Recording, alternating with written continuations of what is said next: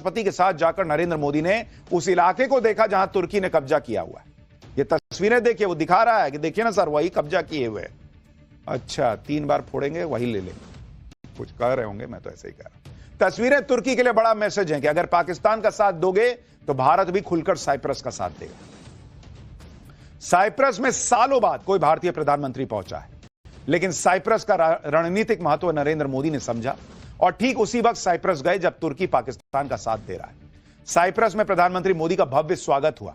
Cyprus के राष्ट्रपति निकोस क्रिस्टोडेलिडोस ने खुद एयरपोर्ट पहुंचकर पीएम मोदी को रिसीव किया। यह अपने आप में बड़ा इशारा था, क्योंकि प्रोटोकॉल तोड़कर राष्ट्रपति का इस तरह स्वागत करना दिखाता है कि साइप्रस भारत को कितनी अहमियत दे रहा है। उसके बाद क्या हुआ यह देखिए। साइप्रस की राजधानी निकोसिया की काउंसिल मेंबर माइकेला क्राइथ्रियोटी महाल्पा ने नरेंद्र मोदी का स्वागत करते हुए उनके पैर छू लिए।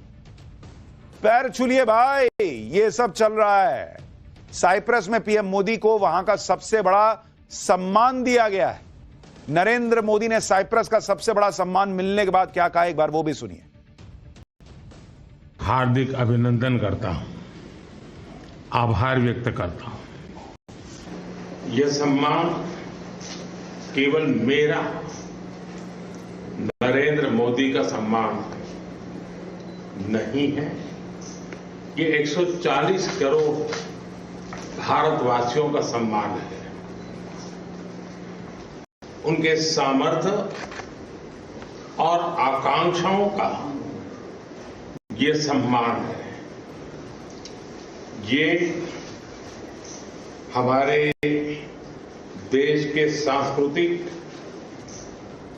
भाईचारे और वसुधैव कुटुंबकम की विचारधारा का सम्मान है।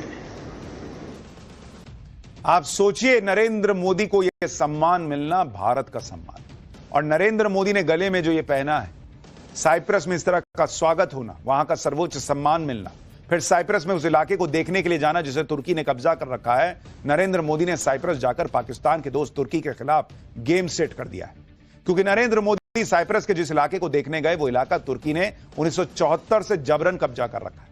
साइप्रस में तुर्की के अवैध कब्जे वाले इलाके के बॉर्डर पर जाकर पीएम मोदी ने तुर्की को कड़ा संदेश दे दिया। पीएम मोदी का सीधा मैसेज यही है कि तुर्की अगर पाकिस्तान का साथ देता रहेगा तो भारत भी चुप नहीं बैठेगा।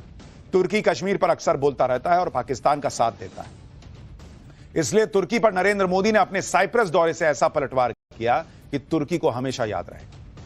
और इतना ही नहीं, यह भी याद रखिए कि साइप्रस यूरोपीय यूनियन का सदस्य देश है और यूरोपीय यूनियन से भारत की जो ये नजदीकियां हैं वो ट्रंप के लिए भी मैसेज है।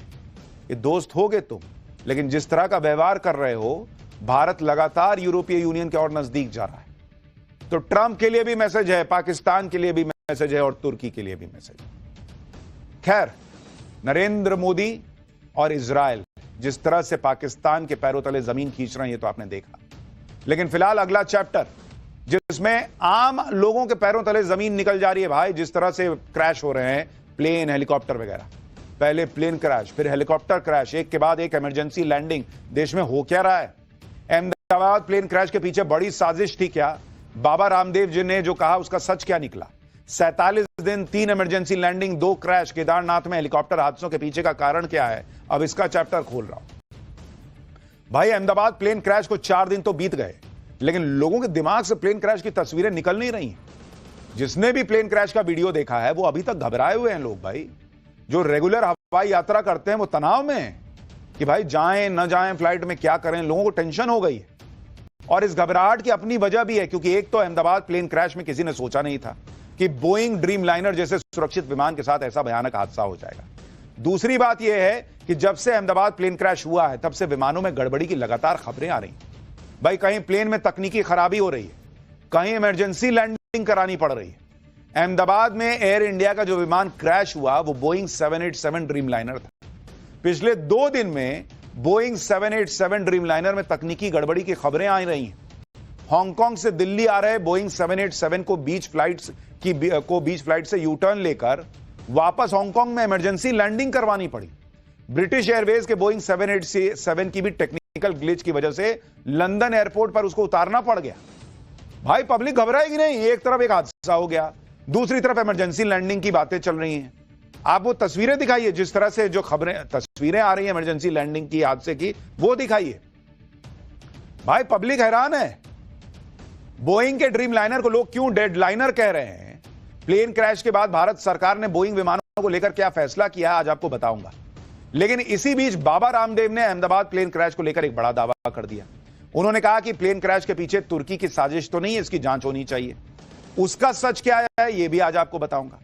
लेकिन आप यह भी देखिए कि अहमदाबाद क्रैश के बाद विमानों में तकनीकी खामियों के ऐसे ऐसे वीडियो आ रहे हैं कि लोग समझ नहीं पा रहे कि यह सब चल क्या रहा है। बॉस प्लेन उड़ रहे हैं, फिर वापस इमरजेंसी लैंडिंग हो रही है, कहीं पहियों से चिंगारी निकल जा रही है। आप तस्वीर देखिए भाई, धुआं वहां पे फैला हुआ है। अभी लोग अहमदाबाद प्लेन क्रैश के सदमे से उभरे नहीं थे। रविवार को केदारनाथ में एक हेलीकॉप्टर क्रैश हो गया, इसमें 7 श्रद्धालुओं की मौत हो गई। इससे पहले भी केदारनाथ में श्रद्धालुओं को दर्शन करवाने ले जा रहे हेलीकॉप्टर के क्रैश होने की खबरें आई थी। केदार घाटी में बीते 14 सालों में 13 हेलीकॉप्टर दुर्घटनाएं हुई हैं, जिसमें 41 लोगों की जान जा चुकी है। केदारनाथ धाम में हेलीकॉप्टर क्रैश की जांच में क्या पता लगा है? अहमदाबाद प्लेन क्रैश में अब क्या नया खुलासा हुआ है? बोइंग ड्रीम लाइनर पर अब कौन से नए सवाल उठे हैं? आज आपको यह सब देखना चाहिए। लेकिन पहले जो हो रहा है उसकी एक झलक देखिए भाई। जब से अहमदाबाद की घटना हुई है तब से लगातार एक के बाद एक ऐसी खबरें आ रही हैं जिसमें कहीं विमानों को वापस लौटना पड़ रहा है, कहीं इमरजेंसी लैंडिंग करवानी पड़ रही है, कहीं विमानों में कुछ और खामियां आ जा रही। जैसे आप देखिए कि कल ही ब्रिटिश एयरवेज के बोइंग 787 ड्रीमलाइनर ने लंदन के हीथ्रो एयरपोर्ट से चेन्नई के लिए उड़ान भरी, लेकिन उसे वापस हीथ्रो एयरपोर्ट पर इमरजेंसी लैंडिंग करनी पड़ी क्योंकि लगभग 15,000 फीट की ऊंचाई पर पायलट ने महसूस किया कि प्लेन में कोई दिक्कत है। जांच की तो पता चला कि प्लेन में फ्लैप सिस्टम में गड़बड़ी है। अहमदाबाद प्लेन क्रैश में भी एक आशंका यही जताई जा रही है कि विमान के फ्लैप में गड़बड़ी की वजह से विमान ऊपर जाने की बजाय नीचे गिरकर फट गया।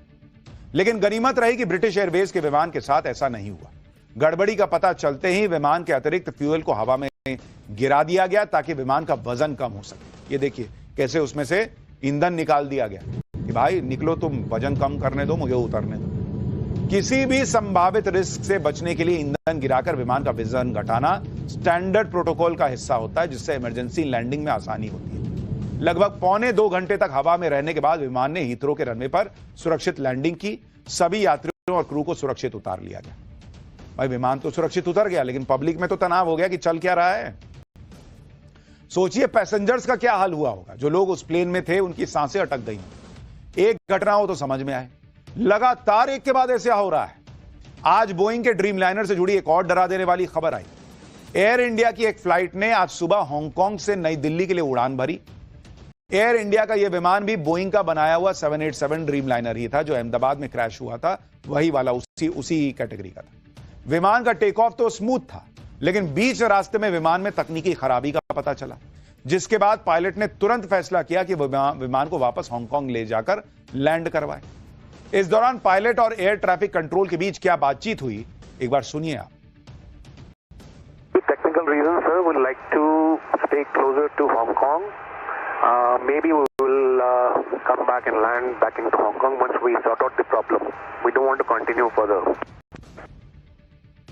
वैसे तो हवाई यात्रा सबसे सेफ मानी जाती है, लेकिन एक के बाद एक ऐसी घटनाएं हो रही हैं कि लोग घबरा गए। ये बोइंग 787 ड्रीमलाइनर तो तकनीकी खराबी के बावजूद उड़ान भरने के कुछ समय बाद वापस हांगकांग लौट आया। लेकिन आप अंदाजा लगाइए कि जब पायलट ने अनाउंसमेंट की होगी तो विमान में तकनीकी खराबी आ गई है, तो फ्लाइट में सवार यात्रियों की धड़कनें कैसे बढ़ गई। पहले अहमदाबाद प्लेन क्रैश और अब इन 2 नई घटनाओं ने बोइंग विमानों की सुरक्षा पर गंभीर सवाल उठा दिए। अहमदाबाद हादसे के बाद भारतीय विमानन एजेंसी नागर विमानन महानिदेशालय यानी डीजीसीए ने एयर इंडिया के बोइंग 787 ड्रीमलाइनर बेड़े की सुरक्षा जांच के आदेश दिए। इसमें कहा गया है कि बोइंग के 787-8 और 787-9 विमानों